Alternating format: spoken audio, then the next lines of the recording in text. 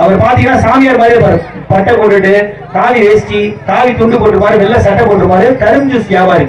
அவர் வியாபாரம் பார்த்து கொண்டிருக்காரு. சில நண்பர்கள் அவர் 2 ஜூஸ் குடிச்சிட்டு இருக்காங்க.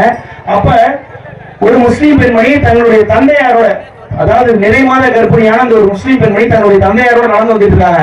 அப்ப அவங்க அந்த வெயில் காரணமா கேட்கறாங்க, அத்தா ரொம்ப தாகமா இருக்கு, கரும் ஜூஸ் குடிக்கலாமா அப்படின்னு. உடனே வந்து அவர் கூப்பிடுறாரு, வாங்கம்மா சாப்பிடலாம் அப்படின்னு. வந்தவொடனே அந்த பெண்மணிக்கு ஒரு ஸ்டோரியும், அந்த வயதான அந்த தந்தைக்கு ஒரு ஸ்டோரி முடிப்பா அந்த சாப்பிட மாட்டிட்டு கரும் ஜூஸ் குடிக்கிறாங்க.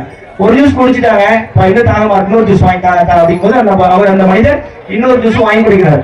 அந்த 2 ஜூஸையுமே அந்த அம்மா குடிச்சிடறாங்க. குடிச்சு முடிச்சுட்டு பணம் கொடுக்குறாங்க. 20, 40 ரூபா கொடுக்கும் போது அந்த சகோதரர் சொல்றாரு, என் கடைக்கு கர்ப்பிணி பெண்கள் வந்தா யார் வந்தாலும் நான் வந்து காசு வாங்க மாட்டேங்க, இது என்னுடைய கடவுளுக்கு நான் செய்யும் தொண்டா நினைச்சுக்கிறேன். கர்ப்பிணிகளுக்கு ஒரு சமூகத்துல ஒரு உயிரை கொடுக்கக்கூடிய சுமக்கக்கூடிய அந்த தாய்மைக்கு நான் செய்யக்கூடிய சேவையா நினைக்கிறேன். இந்த சேவை உங்களுக்கு செய்யணும், நான் என்னுடைய வணங்கக்கூடிய நான் வந்து முருகனுக்கு செய்யக்கூடிய சேவையா நினைக்கிறேன். அப்ப அவர் முருக பக்தர், அவருக்கு சொல்றாரு, சரிங்கண்ணா அப்படின்னு சொல்லிட்டு அவங்க காசு கொடுத்து அவர் இது பண்ணல. சரி சொல்லிட்டு அவங்க 2 நிமிஷம் உட்கார்ந்துட்டாங்க அந்த வெயில்னால.